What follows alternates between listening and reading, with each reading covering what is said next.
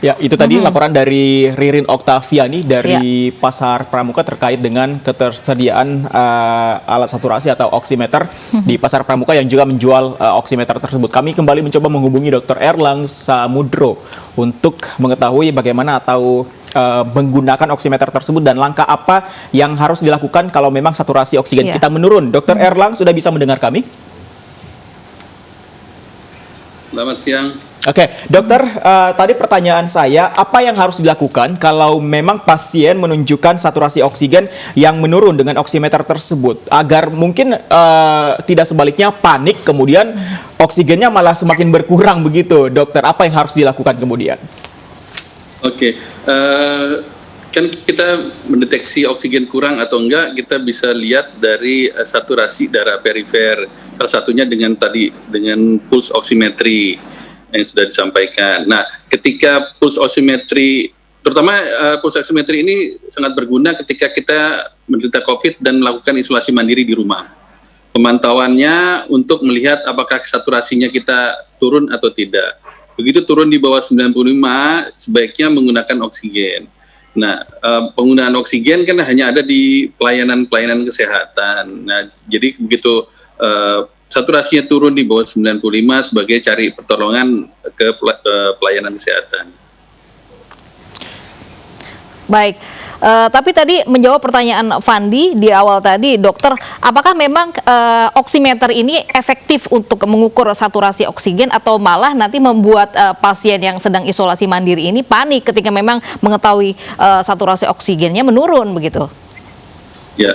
Justru sangat penting untuk pasien-pasien untuk isolasi mandiri di rumah, karena tadi kita tahu sendiri bahwa COVID ini ada fenomena hypoksia. Jadi ketika saturasinya turun, ternyata pasien tidak merasakan adanya sesak.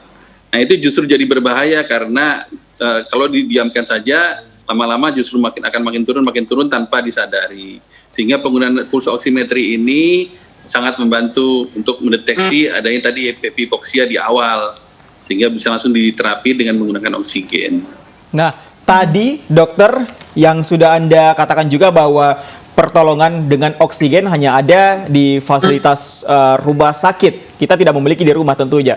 Adakah pertolongan pertama yang bisa dilakukan oleh mungkin keluarga terdekat atau orang terdekat ketika oksigen kita menurun, saturasi oksigen menurun? Ya, salah satu cara ya kalau kita saturasi oksigen turun ya disuplementasi dengan oksigen.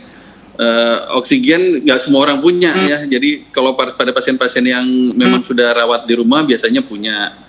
Ya satu-satunya cara ya hanya kalau oksigennya turun ya dikasih oksigen begitu. Tidak ada cara lain. Jadi tidak ada cara lain ya, Dok.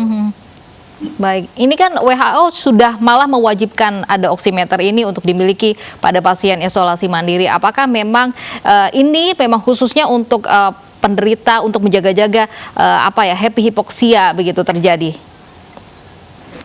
Ya, betul. Memang fenomena hipoksia ini jadi berkurang kewaspadaannya pada pasien-pasien biasa. Kalau udah turun saturasinya, pasien akan merasa sesak, tapi ini enggak. Sehingga salah satu tools atau alat untuk mendeteksi adanya hipoksia ya saturasi oksigen tadi.